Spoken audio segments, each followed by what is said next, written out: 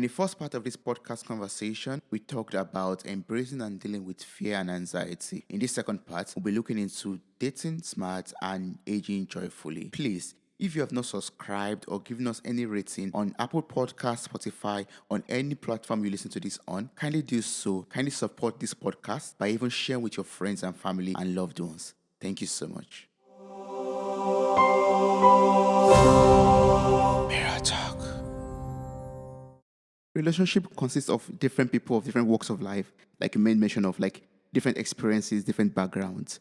So how do we set a realistic and mindful, expectation for this kind of relationship that we get into?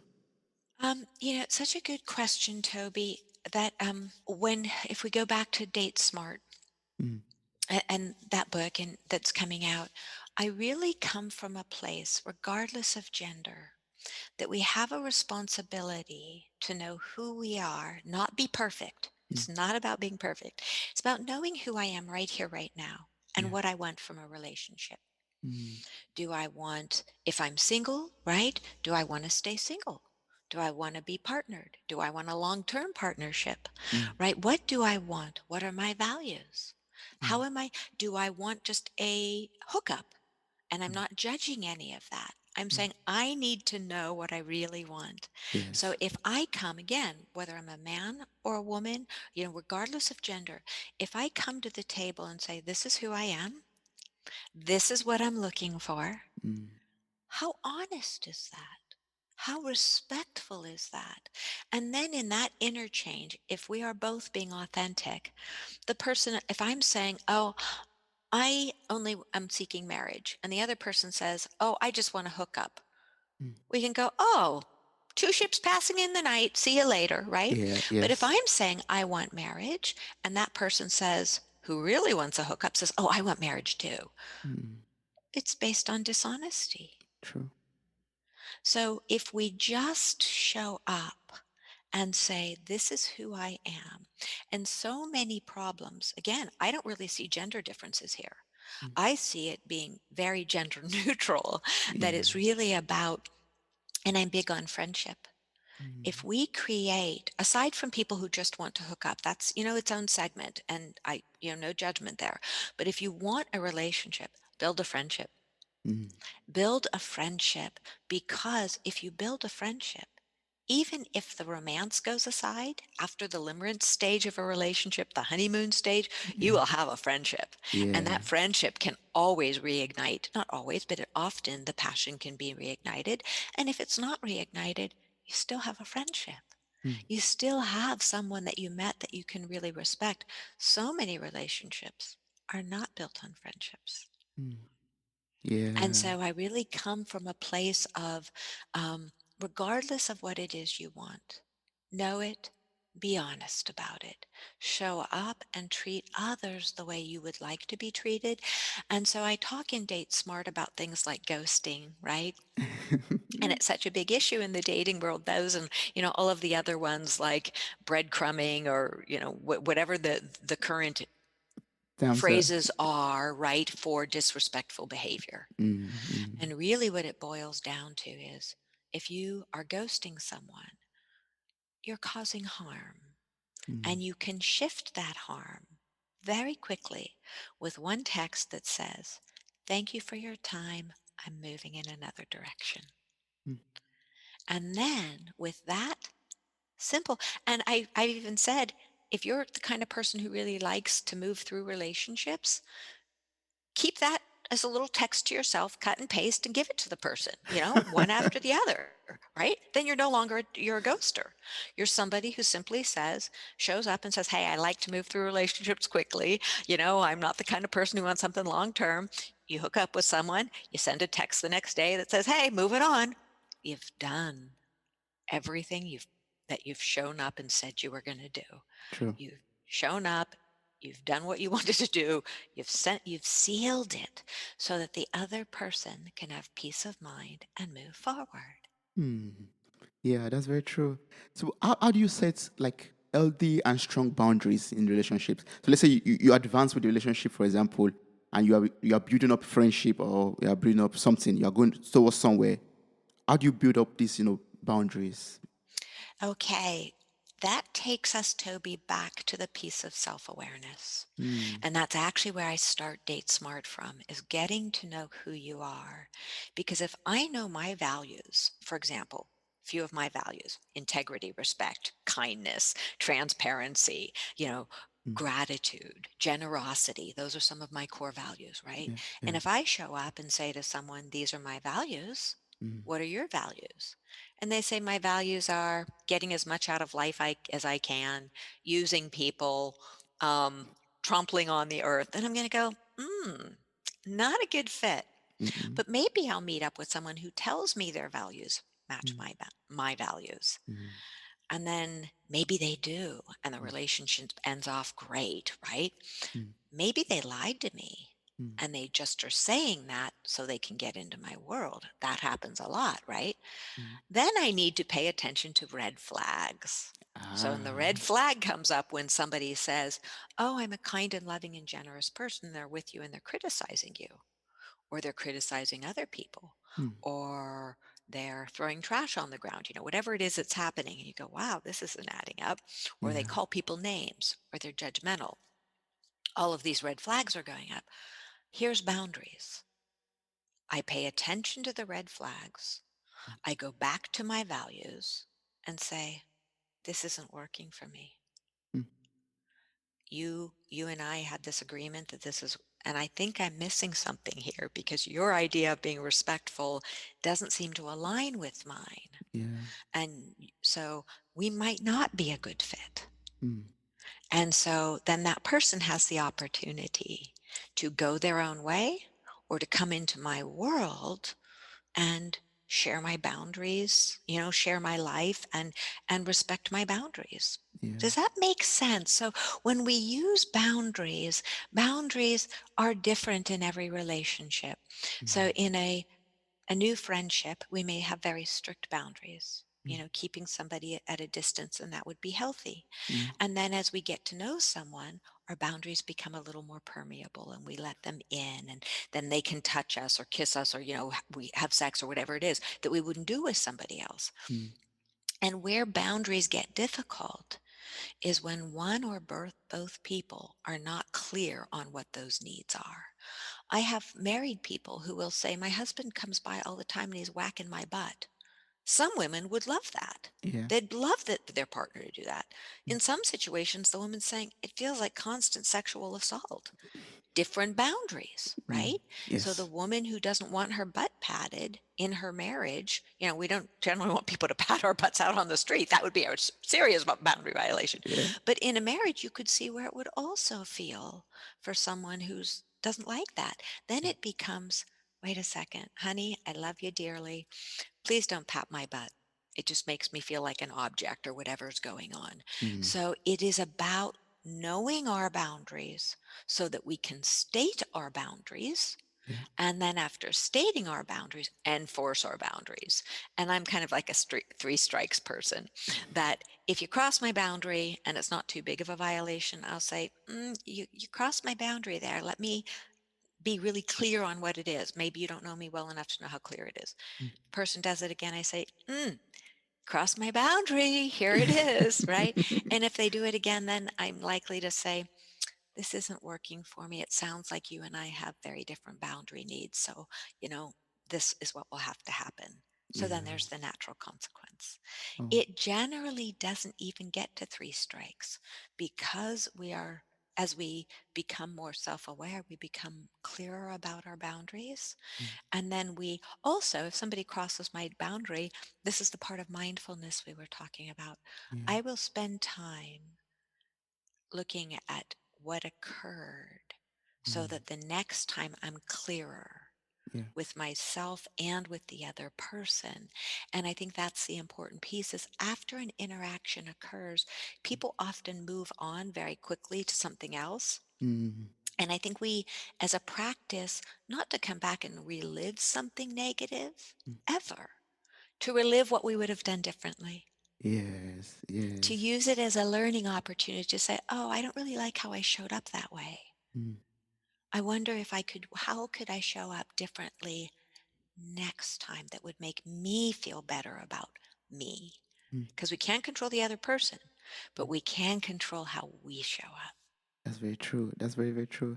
And in a relationship, for example, or friendship with other people, is it the room to make adjustments? For example, say, okay, these are my values. Actually, I love you so much, but because you see things a different way, I'm going to try to adjust myself, or I don't know, make some room for you to be my space in my life, making some sacrifices, also compromises, or something like that. It's such a good question. And I'm giving you a sneak peek, Toby, into my fourth book, the manuscript I'm working on right now. Awesome. And I really focus on that in there. And one word in the title of that book is imperfect. Hmm. And so, what I really like to believe is that we have two types of values: our essential core values Mm. and our general values. Mm. Our essential core values tend to be like oxygen, Mm. like we need them. Yes. And so, for you, in the piece you're talking about in a friendship, Mm. one of your essential values may be respect, Mm.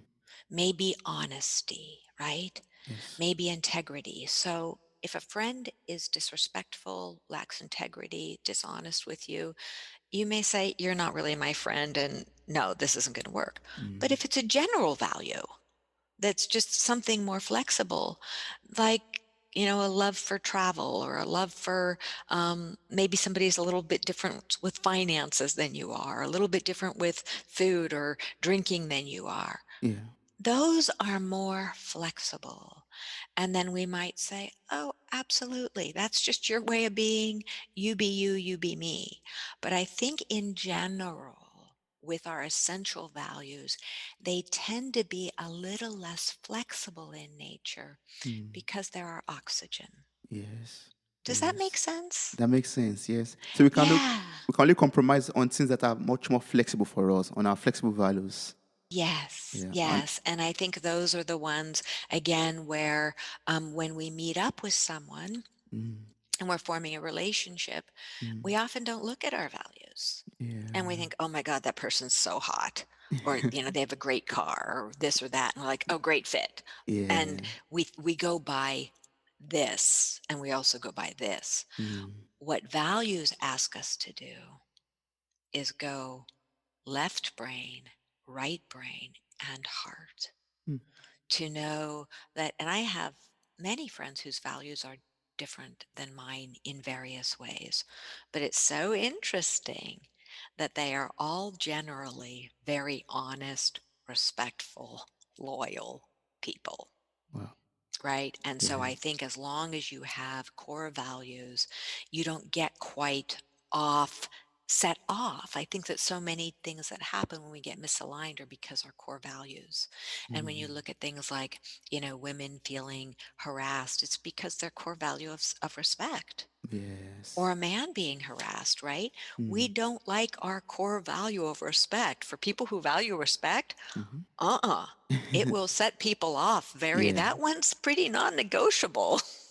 That's very true. Yes. That's very, very Yeah, true. and so when we're going out on dates, and I work with a lot of people who are dating, they'll meet someone who's just, they'll say, "Oh my God, the most handsome guy," or "the prettiest girl I've ever met."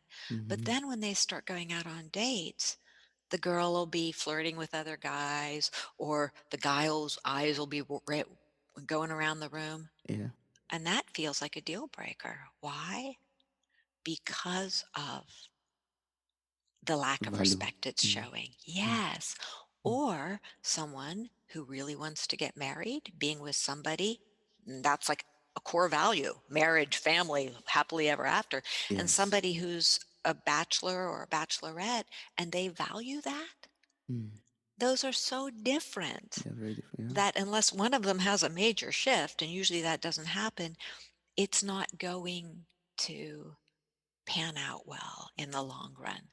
And you even think, I don't know Bill or Melinda Gates, right? But they're divorcing. Yeah. Yeah. And it appears from the very little I've read that they both have very good work ethics, Mm. right? Yeah. Both very aligned in that way, both aligned in being philanthropic and good people. Mm. It doesn't sound like they're aligned on the core value of prioritizing relationship. Ah. And so while they stayed together to raise the kids, and this Yes. often happens at that magic age when the last one leaves for college, the Mm. partners look at each other and go, "Oh, we aren't aligned on relationship. Yeah. One of us prioritizes it more, or we haven't maintained it." And so I think, and then you take people who, my publisher, the owner of the publishing company, Yeah. has been in a very long term marriage and he loves his wife so much and they have many, many children, right? Mhm. And they so prioritize family. Mm. It's actually the Familius is the publishing company name. Yes. Yes. And they are just gorgeous together. Mm. Because of that, they share many key values. Mm. And not only do they share them, they live them. Yeah. And so it's not that any value in my mind is right or wrong or better or worse. It's about being more aligned on the core ones. And I Right. think if we move into relationships in that way, not judging it. So Mm. two people who, let's say, they really value sex and they just want a relationship based on sex, Mm. and that's enough for them because they also value work. Mm. So if they both value work and sex, and those are their two core values, they're generally going to get along pretty well. Mm. They go to work, they come home, have sex. They go to work, they come home, have sex. They'll be fine, right? True. Yeah. But Yeah. if Yeah. one of those people values work and sex, and the other one values self growth and sexual intimacy Oh, that's and work, a not mismatch. going to be no, Mm. no. The one thing they'll really have in common is work. True. But on the home front, the intimacy piece will leave the other person feeling quite starved. Mm. That's horrible. That's sad. That sounds very sad. Isn't it? And Yeah. it's one of the privileges of my job is that I get to be inside of people's lives and see how much sadness there is. Yeah. And so much of it is because of misaligned Mm. core values. True. And one thing that happens through this is, for example, depression or traumas, or also possibly anxiety. And I understand that you work with people that go through these experiences in life. So what's like one advice you give someone out there who is going through depression at this moment, or anxiety or trauma from any kind, relationship or whatever? Well, first I'd say read Joy from Fear.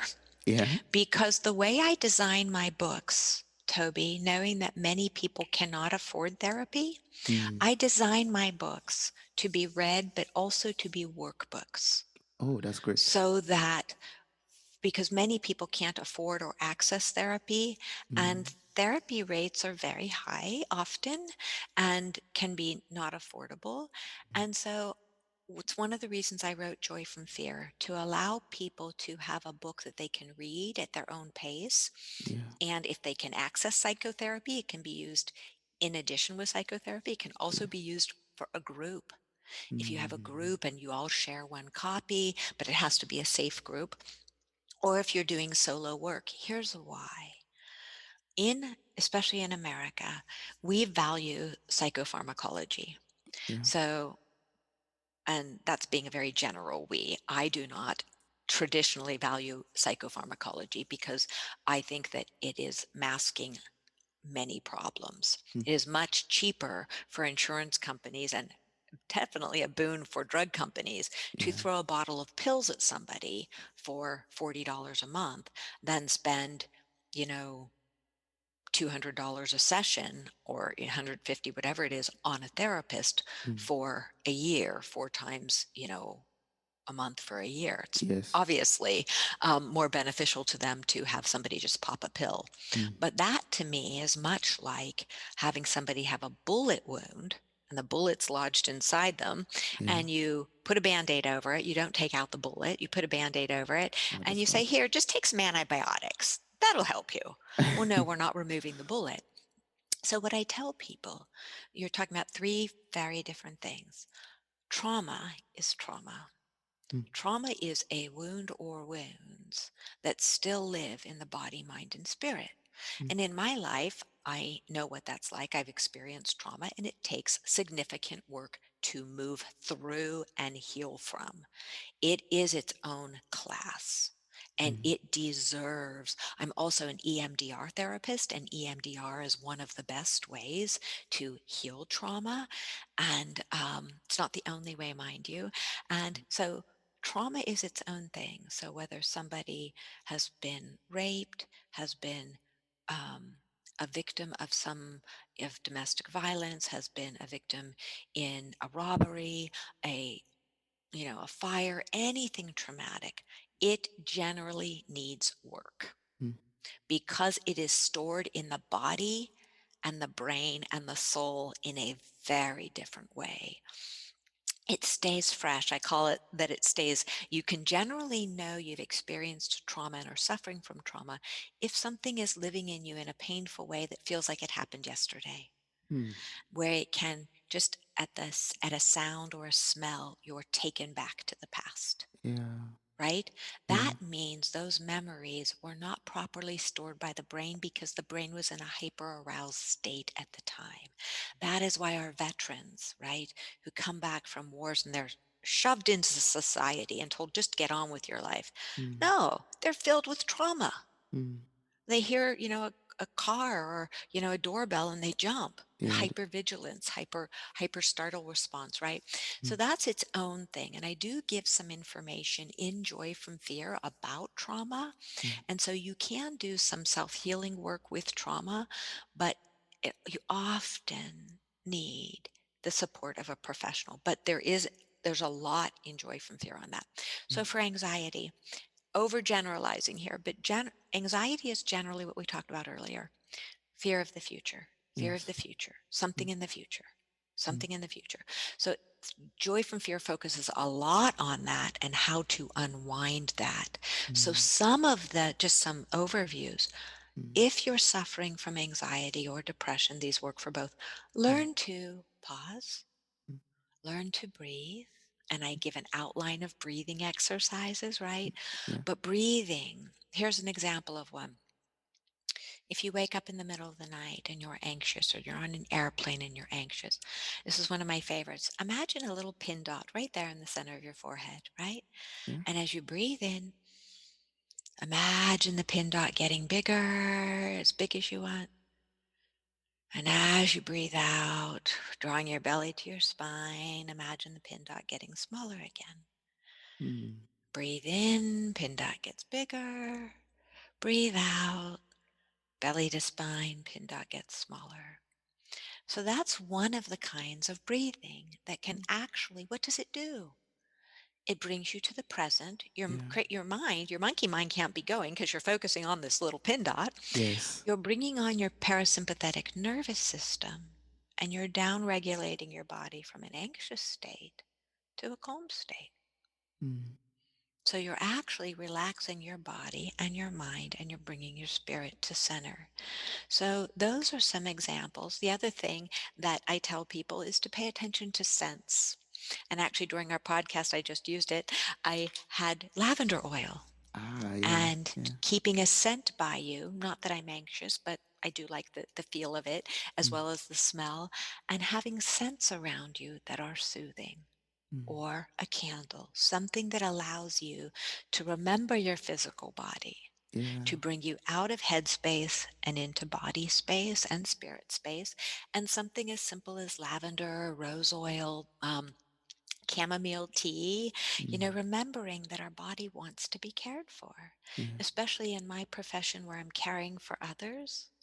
Yes. Often Mm. giving to myself in that simple way of putting lavender oil on my hands. And I didn't do that on purpose, but it's an example of Mm. what I do. Mm. It is one of my ways of giving to myself, Yes. of saying, okay, here's something that feels good to you too, right? Mm. So if we do that, whether we are a boyfriend, a father, a girlfriend, a mother, a writer, a fireman, whatever you're, an electrical engineer, having ways where you pause and say, I appreciate Toby. Mm. I'm going to give Toby a cup of tea. Yeah. I'm going to give Toby a nice forward fold yoga stretch, right? Mm. Mm. Giving yourself these little gifts that truly matter because we get so focused on the external gifts. We can give ourselves lots of good gifts, right? True. That's very That are true. very simple. So that's a helpful way to address anxiety.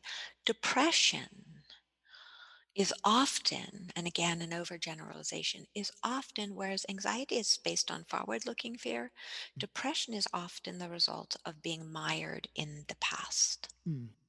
of getting stuck in old wounds, old hurts, lack of forgiveness. I have also noticed, interestingly enough, that many people who are depressed have suffer from unresolved anger issues. Mm.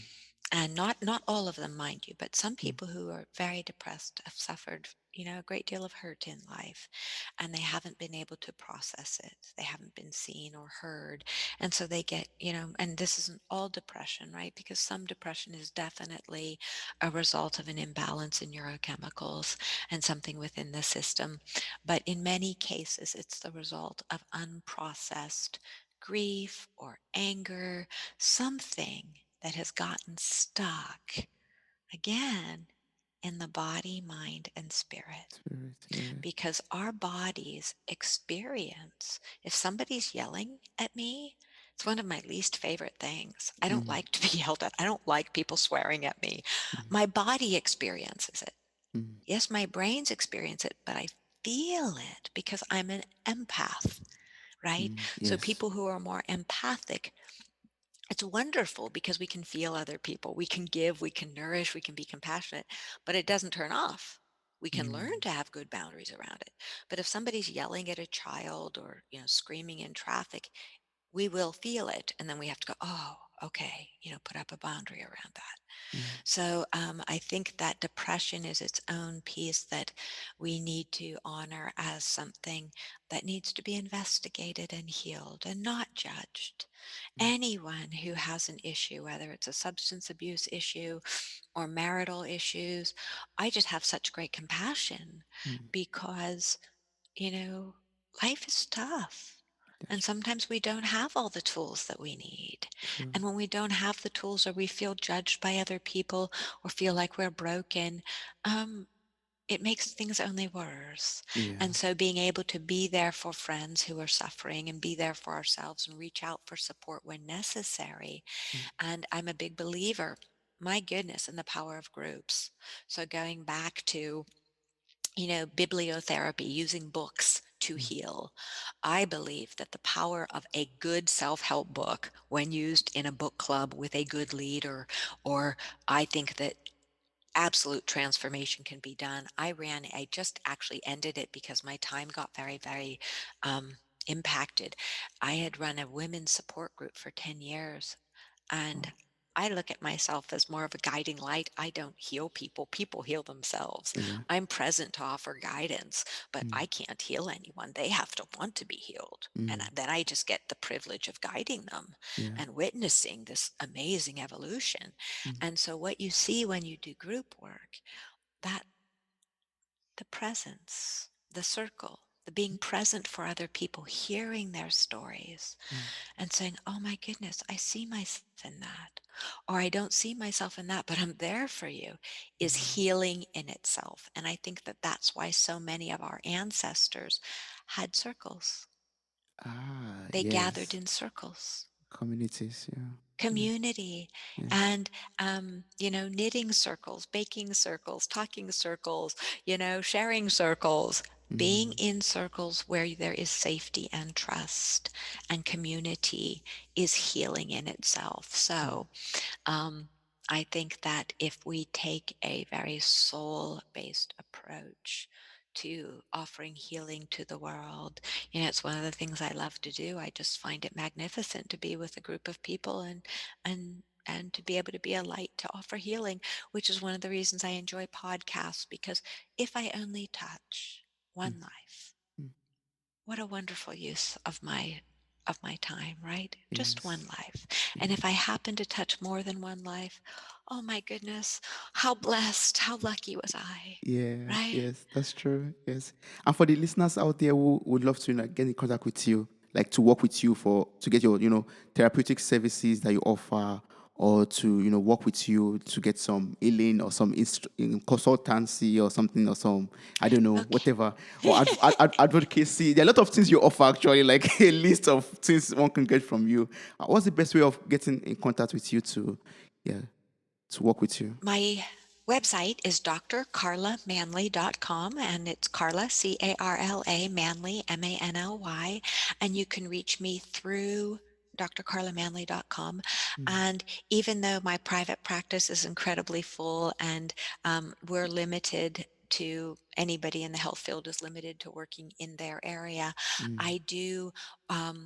Especially with Date Smart coming out, I'll be doing a master class on Date Smart, and Awesome. I will, if somebody in their area wants to organize a class around Joy from Fear or Date Smart, I Mm. absolutely just so love diving into new projects that Yeah. somebody wants me to lead, Yes. because just like today, very organic, not scripted, that Mm. is how I think we all work best.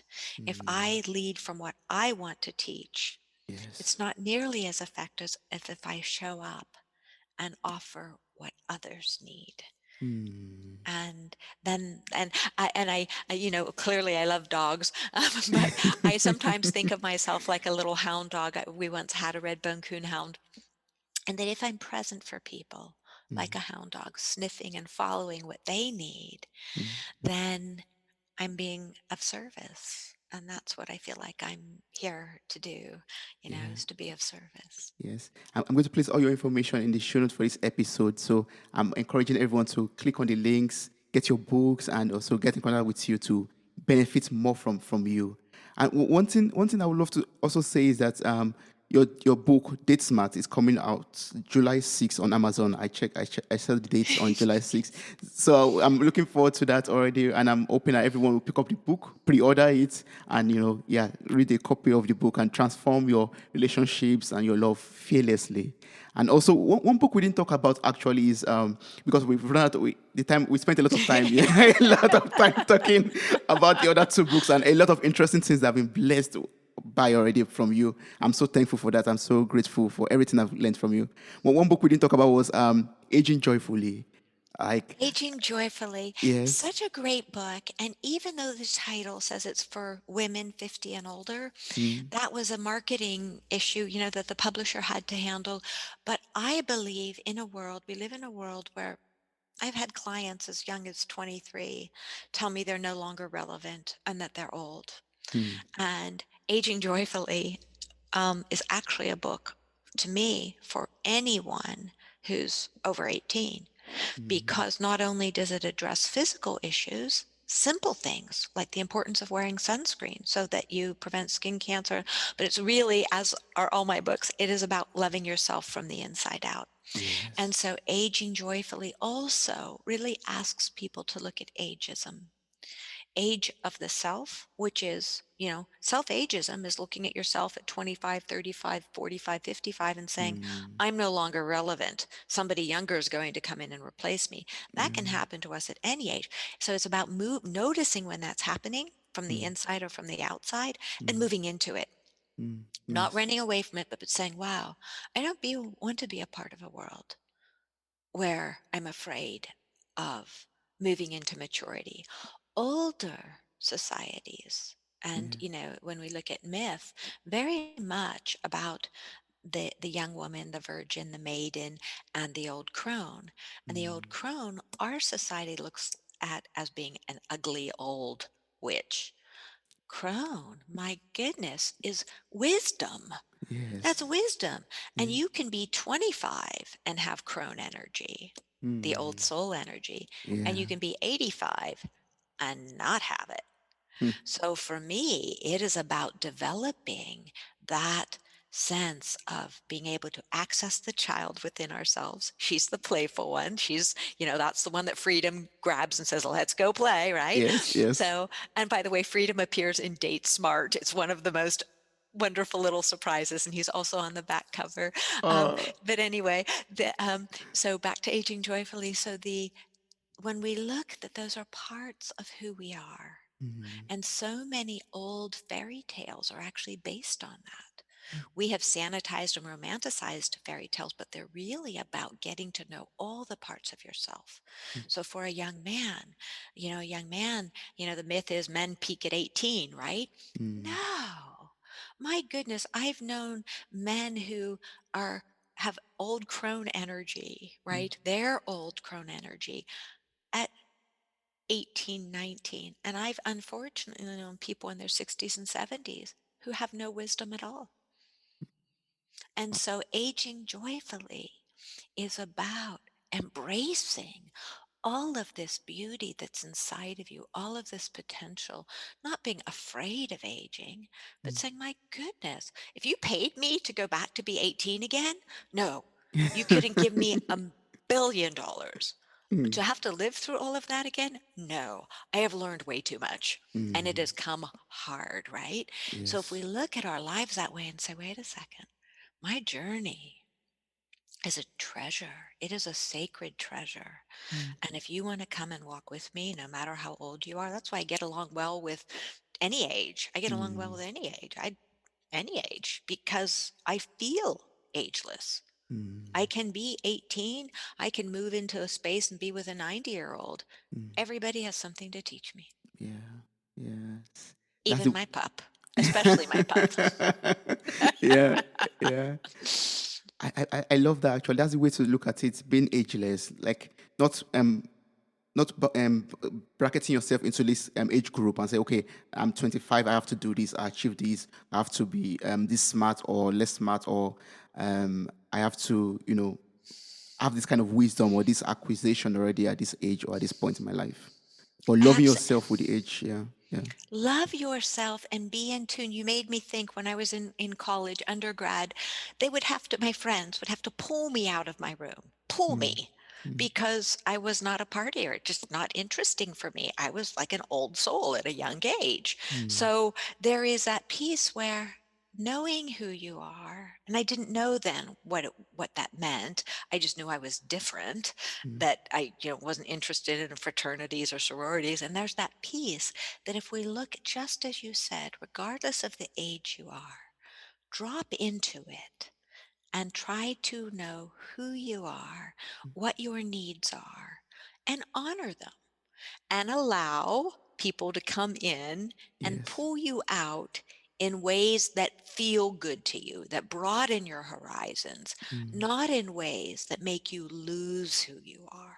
yeah. And that's a very subtle difference, isn't it? Yes. So if somebody comes in and says, "Let's go river rafting," I go, that's a little out of my comfort zone, but when are we going? Right? Yeah. When are we going? Yes. So that's, as long as we have life rafts, we'll be okay. Mm-hmm. And that's true. Wow, I'm really grateful. I'm really grateful for everything I've been able to learn from you today. Like, I'm really sorry. I'm so sorry for taking extra from your time already. It's been a blessing. I'm so Toby, it's grateful. been a joy. It's Yeah. been a joy. And I look forward to connecting with you again. Thank you to you. Thank you to your listeners. Thank you so much, and I really wish you all the best, and also um wish you much more love and much more light as you spread love and light to other people and help other people's life. I, And I wish the same for you. Thank you so much. Namaste. Take good Wow. care, Toby. Same to you. Wow, you made it to the very end of this episode. Thank you so much for listening. I'm grateful for your time, your love, and your contributions. Subscribe, like, review, and share this podcast. God bless you. Bye.